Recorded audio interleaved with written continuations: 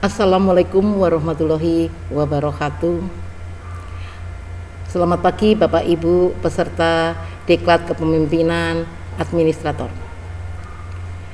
Pagi ini kami akan menyampaikan kepemimpinan transformasional, di mana Bapak Ibu kemarin sudah mendapat materi agenda 1. Kemudian sudah juga mendapat agenda 2, yaitu manajemen perubahan sektor publik, ya, yang kemarin sudah disampaikan oleh rekan saya.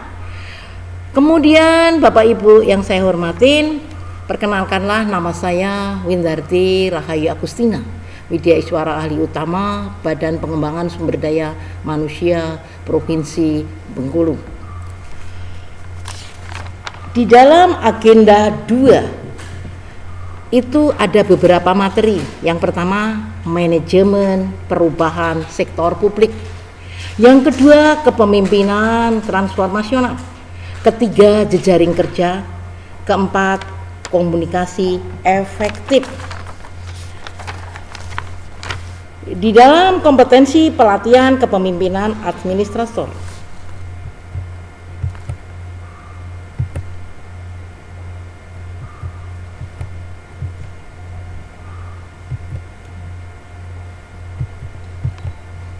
ini sudah saya sampaikan.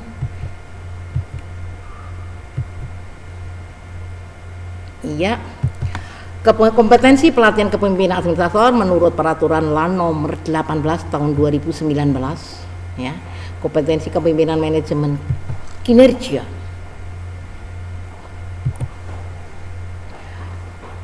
Kompetensi manajerial untuk menjamin terlaksananya akuntabilitas jabatan administrator yang merupakan kemampuan dalam memimpin pelaksanaan kegiatan yang sudah direncanakan dengan baik, efisien, sesuai dengan SOP dan terselenggaranya peningkatan yang berkesinambungan. Mengapa materi ini penting? Mengapa materi ini penting? Saya cermatin kutipan pidato Presiden Republik Indonesia berikut ini. Kita harus mencari sebuah model baru, cara baru, nilai baru, dan solusi dari setiap masalah yang kita hadapi dengan inovasi-inovasi. Kita harus meninggalkan cara-cara lama, pola-pola lama dalam mengelola organisasi, baik dalam mengelola lembaga maupun dalam mengelola pemerintahan. Yang sudah tidak efektif kita buat menjadi efektif, yang sudah tidak efisien kita buat menjadi efisien. Maka perlunya pemimpin transformasional. Itulah pidato Presiden Republik Indonesia. Kemudian dari materi kepemimpinan transformasional, di sini ada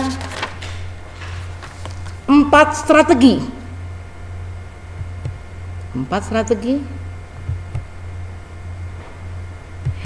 strategi kepemimpinan transformasional. Sebelum menjelaskan keterkaitan dengan materi manajemen sektor publik, ya, di sini saya akan berkenalan dulu dengan peserta, ya, berkenalan, kemudian brainstorming. Setelah itu peserta akan saya suruh ngisi instrumen. Aku seorang pemimpin perubahan. Nah, di sini peserta akan saya suruh mengisi waktu 5 menit. Kenapa saya suruh ngisi instrumen aku seorang pemimpin perubahan? Di sini akan kita lihat seorang pemimpin transformasional, kepemimpinan atau pemimpin perubahan itu tingkat ketelitiannya harus tinggi, ya. Harus tinggi tingkat ketelitiannya. Selain itu, Bapak Ibu, di sini saya akan menjelaskan juga deskripsi singkat, hasil kinerja, kemudian indikator-indikator hasil kinerja. Kemudian pada tahap yang kedua, strategi yang kedua, Di sini kegiatan yang pertama saya ada pretest. untuk melihat sampai sejauh mana pemahaman peserta, ya, pemahaman peserta tentang kepemimpinan transformasional. Kemudian saya baru menjelaskan kepemimpinan transformasional. Apa itu pemimpin? Apa itu kepemimpinan transformasional? Ya. Kemudian pengertian ciri.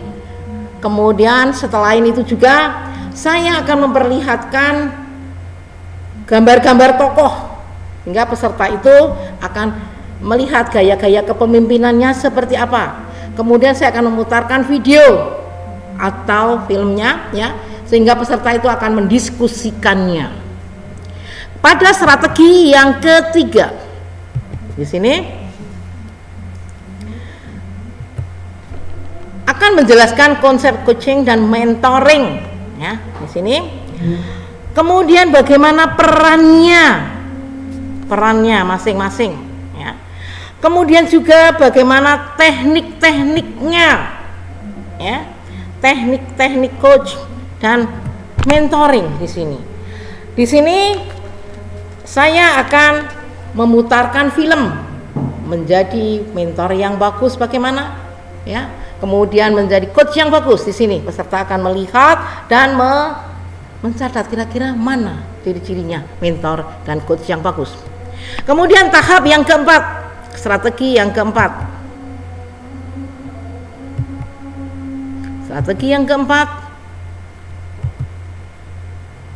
refleksi dan simulasi kepemimpinan transformasional melalui di sini dengan mempraktekkan berpasangan, sebagai coach bergantian, sebagai mentoring bergantian. Kemudian berikutnya di sini saya akan menugaskan peserta bermain peran, akan saya bagi 5 kelompok. Di sini nanti menerapkan kepemimpinan transformasional, bermain peran, dan akan saya bagi tugas-tugasnya masing-masing, ya, tugas-tugasnya masing-masing. Kemudian juga di sini Bapak Ibu peserta akan diskusi. Setelah itu, karena akan melihat peserta yang sebagai pengamat itu akan mendiskusikannya. Di sini di masing-masing kelompok ada pengamatnya, ya. Selain bertugas menerapkan kepemimpinan dalam transformasional. Ya. Kemudian tahap yang kelima, ya. Kemudian yang kelima,